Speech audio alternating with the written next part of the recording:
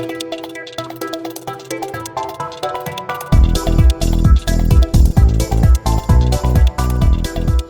to Decoding DX. We're a group of fourth-year medical students with a passion for education and patient care. This episode of 10 Clinical Minutes is for educational purposes only and should not be used as medical advice. Please consult your healthcare provider for any medical needs. The opinions expressed represent those of the participants and not of any of our affiliated institutions. Also, a big thanks to Justin Kugel for his editing, support, and creative contributions. Thank you for joining us on 10 Clinical Minutes. We've been learning so much through this whole process, and we are so glad to have you learning alongside with us. Now, let's get to the episode. Good morning. My name is Ben with 10 Clinical Minutes, and we're here to talk about some COPD management today. We'll start off with some definitions.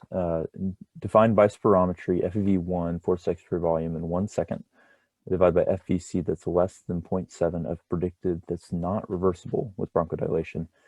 That's indicating you have an airflow limitation. As you can see down here at the bottom, with COPD, it's an airflow limitation secondary to abnormalities. The reversible piece is important because asthma is a reversible airflow limitation, though you can get a spectrum where you have both COPD and asthma with a little bit of reversibility. These other definitions we're not going to go through. You can look up those on your own time. You can read them here. But most important on here as far as management goes is this GOLD criteria that is kind of the international body that discusses COPD management. They update guidelines, recommendations frequently. Much of the content in this is pulled from their information in their pocketbook. So first off, where do we start? These are all the patients who come into your clinic or show up at the ED. 66-year-old with tobacco, shortness of breath, 42-year-old with chronic cough, 70-year-old with AFib, shortness of breath with normal echo, 22-year-old with exercise-induced shortness of breath. All these patients you're thinking about, is this COPD, is this asthma, is it airflow limitation?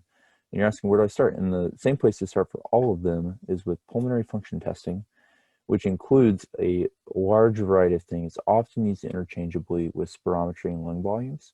But PFTs actually incorporate all of these other capacities as well that evaluate the function of the lungs, whether it be diffusing, pulse ox, blood gas, how long can someone tolerate exercise, or how do they respond whenever their airways are challenged.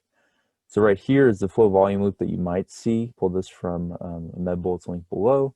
This is somebody actually performing a spirometry, and then this is an example just for a refresher of what the tidal volumes look like. So then the next phase of what we do for management is we have to classify them. So we already have the spirometrically confirmed diagnosis, which is our assessment of the airflow limitation. And our post-bronchodilator FEV1 over FVC is less than 0.7, which indicates that it's not reversible. So now we can put it into category GOLD 1, GOLD 2, GOLD 3, GOLD 4. These categories don't necessarily guide treatment, but they do give some kind of indication of prognosis, how we expect for this patient to respond. So to diagnose this, or to categorize this, we're looking at the FEV1 and what its percent of predicted is. And so we're back to the same spirometry. Now we're looking at FEV1. We're looking at predicted. And I think I actually highlighted the wrong thing on here. So this one would be 80% of the reference value, but still within the normal range. And so this percent here, I totally goofed this up. I'm going to need to re-record this slide here. Sorry, everybody. So 80% GOLD 1, we'll come back to the slide. We'll just cut it. So we go on to our GOLD treatment algorithm. This is where you actually get to figure out how am I going to treat and how am I going to manage this patient. Over here you have the exacerbations, so either 2 exacerbations that keep them out of a hospital, or 1 that leads to a hospital, or 0 to 1. And then down here you have MMRC, which is the Modified Medical Research Council Dyspnea Questionnaire, or the CAT, which is the COPD assessment test. Both of those are in MD Calc. The links are here on the right. And so after you put somebody into a category, that then gives you your basic treatment, whether you start with a bronchodilator for group A, WABA or LAMA for group B, for group C, purely a LAMA to start, or group D, where you have a combination. And noting this, that the eosinophils actually decide whether or not you do ICS. That kind of indicates whether or not you have a component of asthma on there, because that's also marked by eosinophils. So for therapy options, you have mortality reducing agents and you have other agents. The mortality reducing, smoking cessation, oxygen if indicated, pulmonary rehab for groups B, C, and D, which would be those groups there that are highlighted. Pulmonary rehab is also known as pulmonary hygiene or pulmonary toilet in the literature and commonly clinically and on the wards.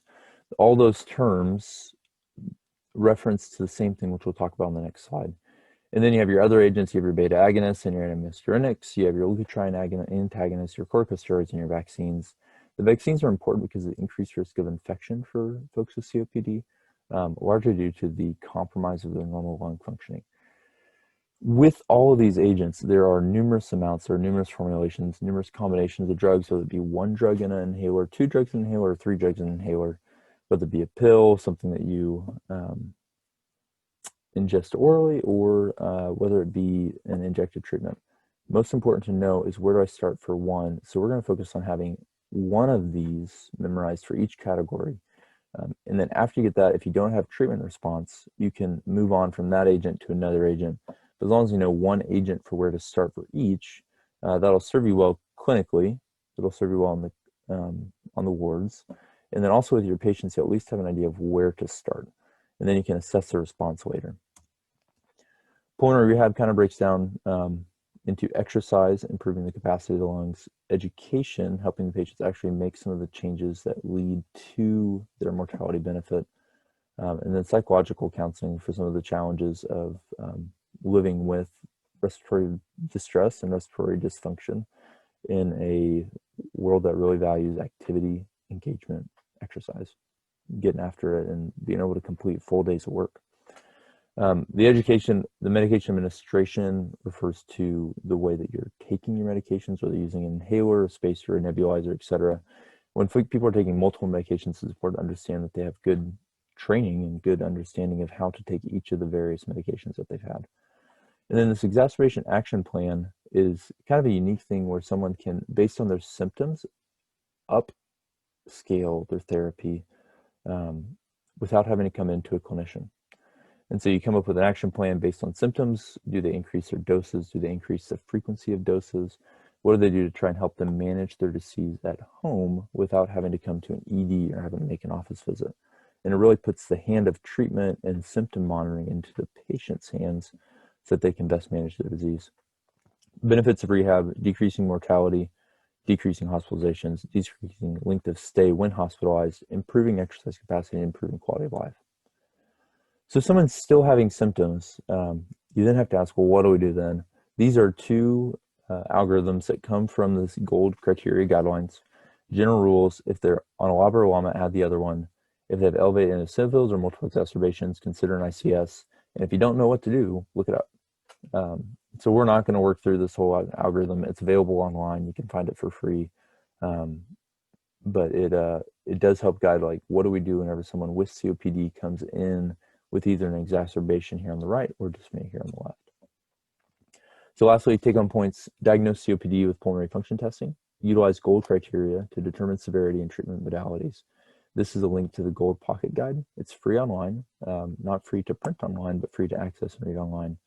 Know 1 to 2 agents per drug class so that you know where to start and where to move on from there. And then the mortality reducing treatments that we can definitely recommend for our patients and provide for our patients: smoking cessation, oxygen supplementation, and pulmonary rehabilitation. The other medications improve symptoms, improve quality of life, but those are the 3 that actually affect the mortality for our patients and improve their respiratory function. Thanks for being with us today. Feel free to comment, post, send us an email, whatever you'd like. See our website below.